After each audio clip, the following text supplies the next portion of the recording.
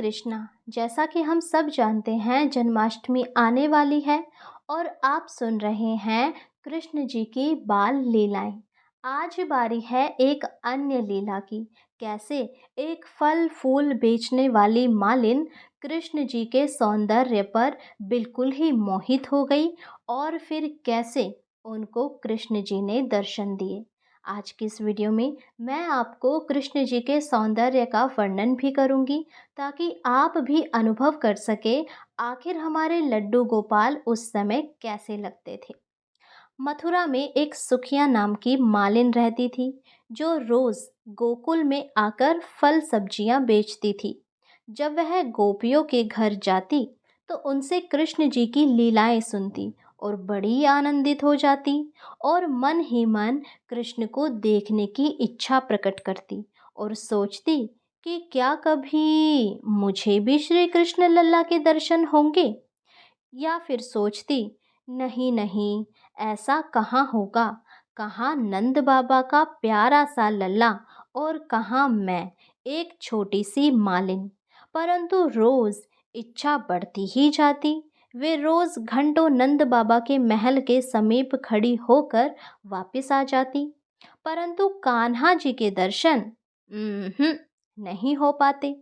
एक दिन की बात है, जब सुखिया मालिन गोपियों को फल सब्जियां दे रही थी तो वे गोपी आपस में बात करके हंस रही थी।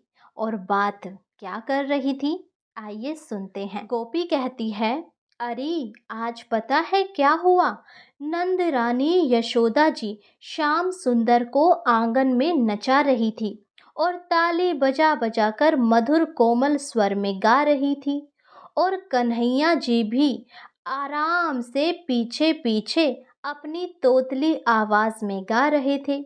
कन्हैया जी के चरणों के नुपुर बज रहे थे, कमर में किंकणी शब्द कर रही थी, नन्ही नन्ही एड़ियों में इतनी लालिमा थी कि पका हुआ बिंब फल भी उसकी समानता नहीं कर पाता। और नाचते समय कन्हैया के गले में पहना हुआ अत्यंत सुंदर बनखना इस प्रकार झूल रहा था मानो बादलों के बीच द्वितीया का चांद प्रकाश फैला रहा हो। कन्हैया के माथे पर काली काली घुंघराले लटे लटक रही थी और ललाट पर लटकन ऐसे लटक रहा था मानो चंद्रमा के बीच तारे हों। गले में कठुलता और मुख में सुंदर दांत शोभा दे रहे थे और दोनों आंखों के बीच नासिका तो ऐसे लग रही थी कि मानो दो खंजक पक्षियों के बीच तोता बैठा हो। यशोदा जी अपने पुत्र की सुंदरता पर निहाल होकर उन्हें नचा रही थी। गोपी कहती कि कन्हैया के उस समय की शोभा मेरे मन से हट ही नहीं रही है। अब इतना सुनकर तो मालिन का हृदय नन्हे गोपाल से मिलने के लिए मानो आतुर हो गया और उनसे बिल्कुल भी रहा नहीं गया। सवेरे होते ही फल बेचने जाऊंगी ऐसा विचार कर वो सो गई और अगले दिन जब वो उठी और प्रातः ही निकल पड़ी नंद बाबा के महल की तरफ और आवाज लगाती हुई आगे बढ़ती रही, फल ले लो फल, मीठे मीठे ताजा ताजा फल ले लो। अब इधर कान्हा जी सुखिया मालिन से भी मिलना चाहते थे क्योंकि कान्हा जी तो अंतर्यामी हैं। अब उन्हें तो पता था कि मेरा भक्त पीड़ा में है और मुझसे मिलना चाहता है। अब भगवान कहाँ भक्त को इतनी पीड़ा में देख पाएंगे। तो बस जैसे ही सुखिया मालिन ने आवाज लगाई कि श्याम सुंदर अपने नन्हे पैरों से दौड़कर बाहर आए और बोले, कृष्ण को भी फल चाहिए। उनकी झलक देखते ही जैसे मानो सुखिया मालिन को एक अद्भुत आनंद की प्राप्ति हुई। इतनी ही देर में कान्हा जी अपने नन्हे कदमों से दौड़कर अंदर चले गए और मुट्ठी भर अनाज ले आए और सुखिया मालिन को वो अनाज दे दिया। अब तो मालिन के मन में ऐसा प्रेम जागा कि बस वो चाहती थी कि बस एक बार कन्हैया मुझे माँ कहकर बुलाए।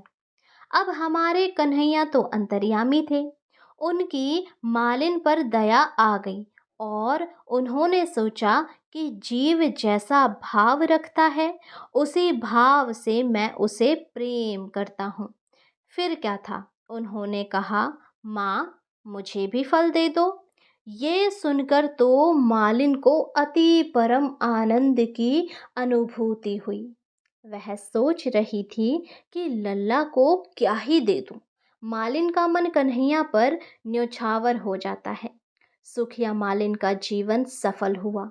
जो प्रेम से कान्हा जी के दर्शन हुए और फिर उसके बाद घर आई तो देखा फलों की टोकरी धन से, हीरे मोती से भरी हुई है। उसकी सारी गरीबी पल भर में दूर हो गई। इसीलिए जो कान्हा जी को सच्चे हृदय से प्रेम करता है, उनकी सभी तकलीफ, सभी दुख दर्द प्रभु दूर कर देते हैं।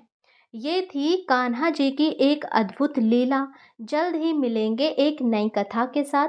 तब तक के लिए इस कथा को ढेर सारा प्यार दें, जितना हो सके इसे शेयर करें और अपने बच्चों को भी ऐसी प्यारी प्यारी कान्हा जी की कथा सुनाएं, ताकि वे भी अपने जीवन में कुछ अच्छी बातें उतारे और कान्हा जी के प्रति उनका भी प्रेम जागे।